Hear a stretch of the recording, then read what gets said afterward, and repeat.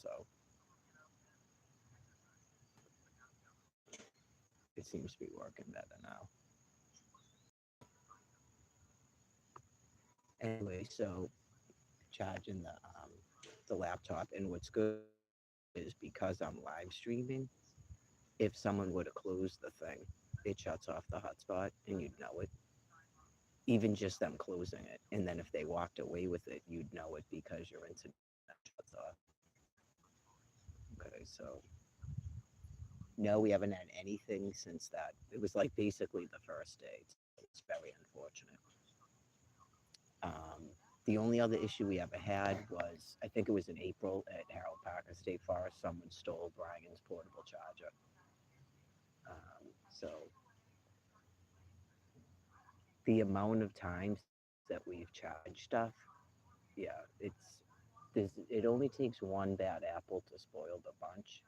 So then everybody has to be sort of like on guard, and it's very common for people to charge stuff. I see people charging stuff all the time, right? So you could, because I've seen this done before, where police officers will leave something like that and then see if someone takes it. So, right, you would think a public library laptop. It's like clearly a public library's laptop, but they like people don't understand technology. I know who was arrested at somebody else's home because he stole someone's telephone. So you go, can you Google map something on your phone? Does it give you, does it have a GPS? Then they can find you. It's just a matter of wanting to do it.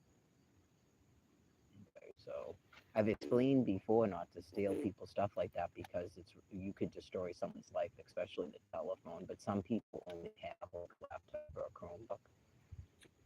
Okay, like people would prefer to rob money out of their pocket than take their devices that you can't do anything with. Some people don't understand technology. Like phones have locks on them, and then what are you going to do? Like buy stuff on Amazon to do what? Deliver it to your house?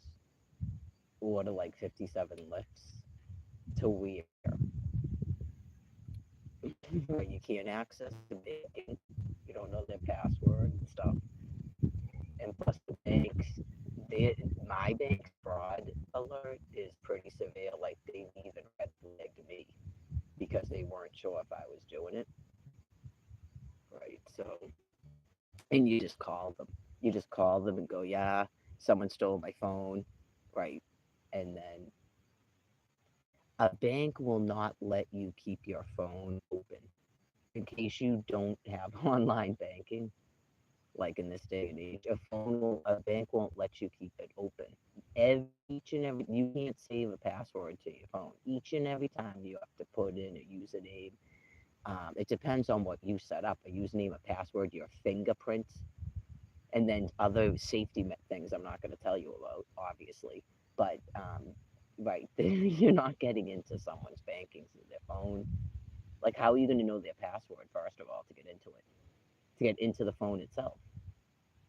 Yeah, like when the laptop is open, you don't need a password, but the second you close it, you do, and it also shuts off the internet. And then you, how are you going to steal it under your shirt when it's open? Right. So yeah,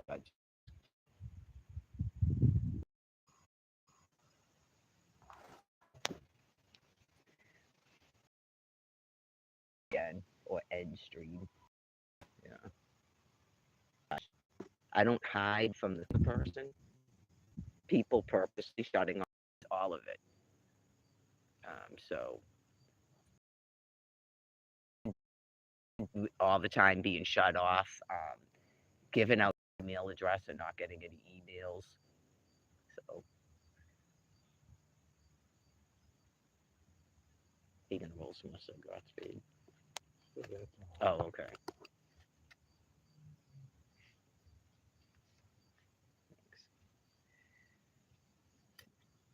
Well, you do. It is part of PTSD, by the way, but sometimes they are doing it. Just so you know. Yeah, sometimes they are doing it. So I remember once in 2023, I'm online posting comments to my own video, and then is after I wrote them, I'd go look at them, and they were gone. They're removing my own comments on my own video. That insane. So the comments are not shut off because they're trying to protect me from mean people when your delete still.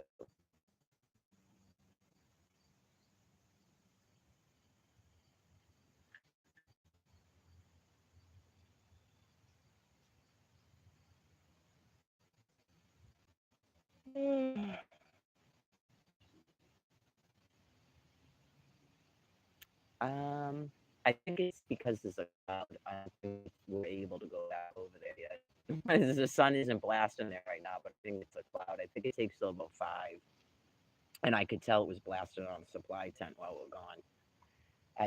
I've tried to fashion like a shade thing over it, and I've moved the tent 3 times. This particular campsite, other than where I put the tent we're sleeping in, there is literally nowhere on this campsite that all the time doesn't get at one point blasted with the sun. Yeah, so I guess consider that. Yeah, I have a whole bunch of stuff to say about all the campgrounds and the state parks. And it's not really meant to be like mean, just for other people like me so that they don't waste their time and money and energy. I would recommend not camping here. Okay. You got to take a lift from the train, and then when you get here, you still have to walk about a mile and a half to get to the campsite. So you still have to carry all that.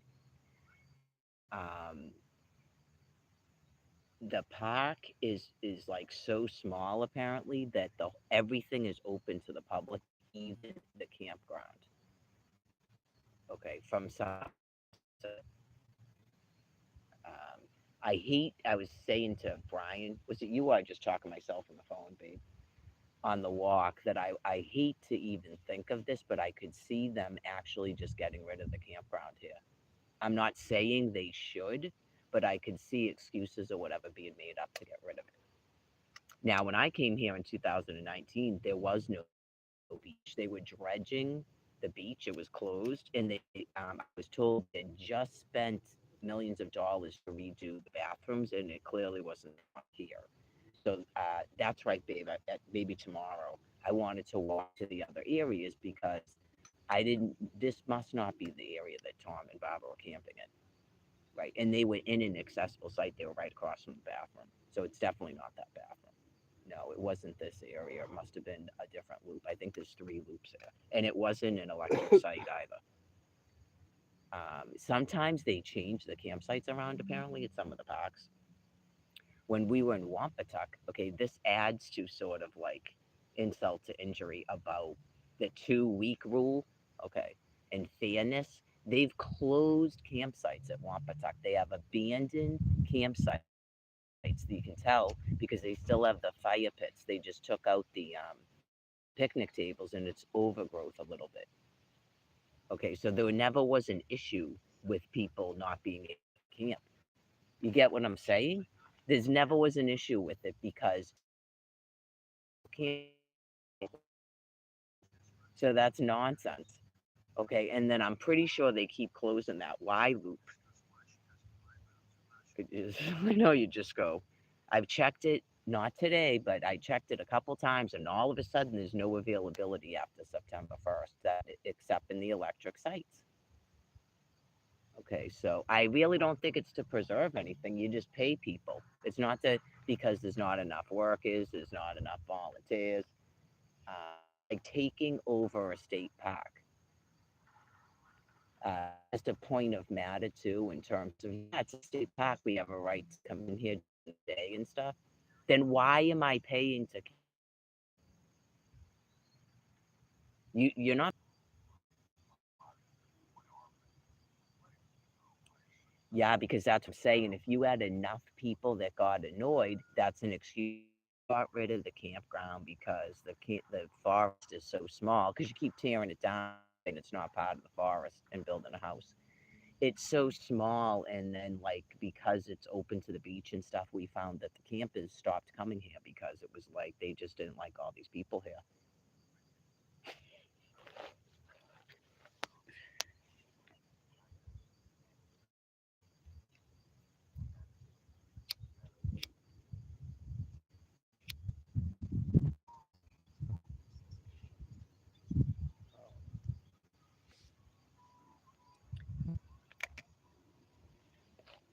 Is your name Jim O'Neill? Someone in the chat. Is your name Jim O'Neill?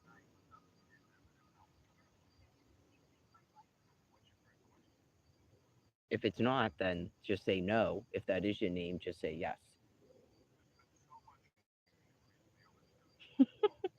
Because that's the name of the guy from Fair at Penrose, and he has a Rhode Island phone number too.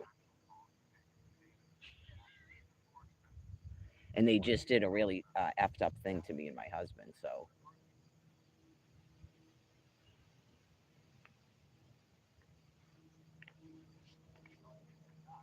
they don't answer.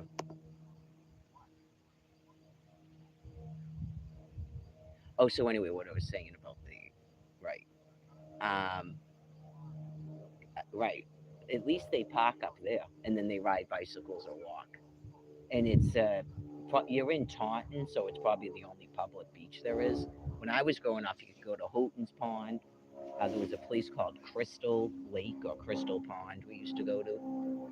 We once in a while drove to Harold Packard just for the day, but we weren't allowed access into the camping area. Yeah, the lake is separate. You do like a little dip, and then you go up a hill, and the pond is over there that you used to be able to swim in. And there definitely was fish in there when I was younger. I remember swimming. Little kivers would rub up against you, and people would swim across to that rock. And there was all kinds of tadpoles and catfish in that thing that was under the road. Yeah, and tadpoles. And you could wander around the rest of the thing just like everybody else. To catch frogs certain places and stuff. It was cool.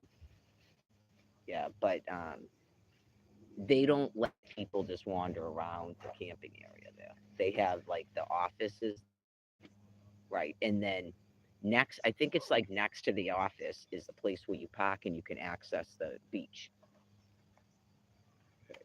Um, I'm pretty sure at Wampatuck, there isn't swimming, but if they had a little area to swim, it's before the camping area. Was that Pearl Hill or Wampatuck, Dave? For what? Oh, that was parallel. Pearl Hill. It's the same thing. They have a parking area, a bathroom, right? And that's like the picnic area. Because it's a state forest, so there's trails all over the place that are not in the camping area.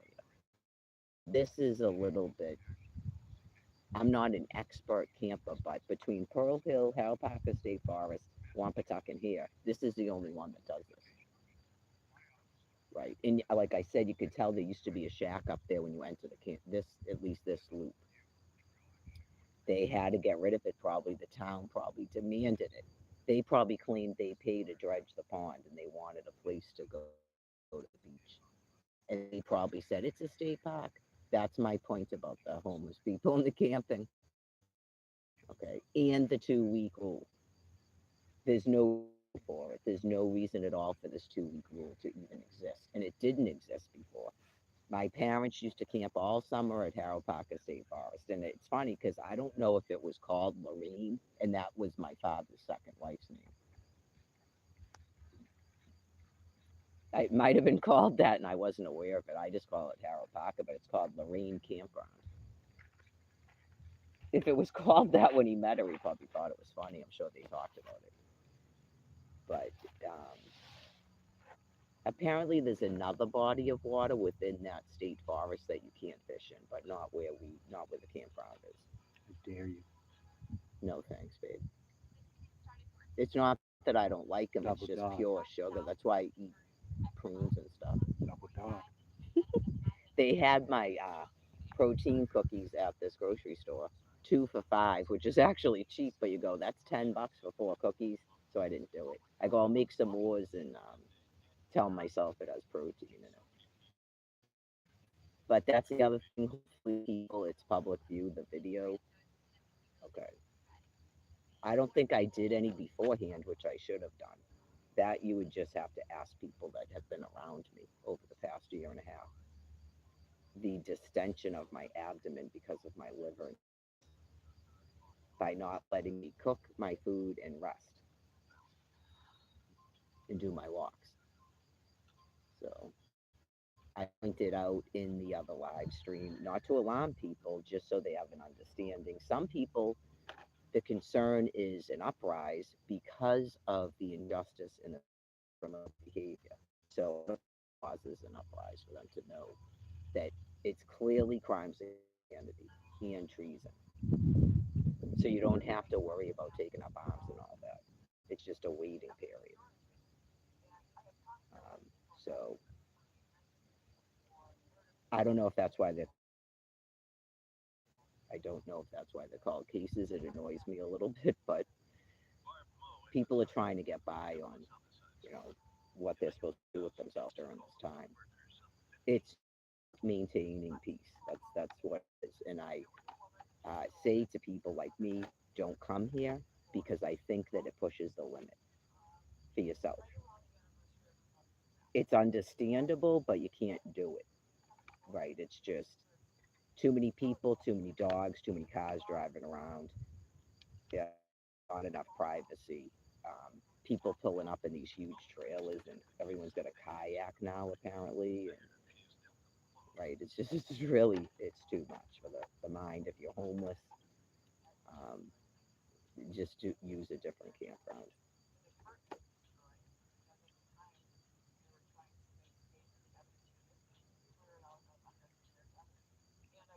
What else was I talking about? Oh, I found out too. I'm not gonna say the person's name because I don't even want to like infer that I would want anybody to pressure a judge or something for my social security. Don't do stuff like that. Um, fair and square, I guess, right? So I know who it is, and hopefully it will go well. But I don't even know if it's true because you really shouldn't do this where you look up the percentages. You don't know these other people's cases, but clearly you kind of want the person who approves everybody. But if it is the right person, so hopefully it's more than 50%, so that can't be bad. I remember when I looked this stuff up years ago, it was like 30% approval. I don't. I found a website once. I'll see if I can find it again, where it lists them all, and it's because much of them are from 2012, and that's a long time ago. It's 2025, almost 2026. So, um, right, they're approving more cases now. There was like a big halt on that, and maybe just more people that actually qualify than before. Um, so yeah, it lists the names, the current ones, and it's up to date as their approval rate with an attorney and without an attorney. Right. So this is just for other people. It's not anything to do with trying to influence the judge because they have all the paperwork and they get to talk to me for an hour, I guess it is.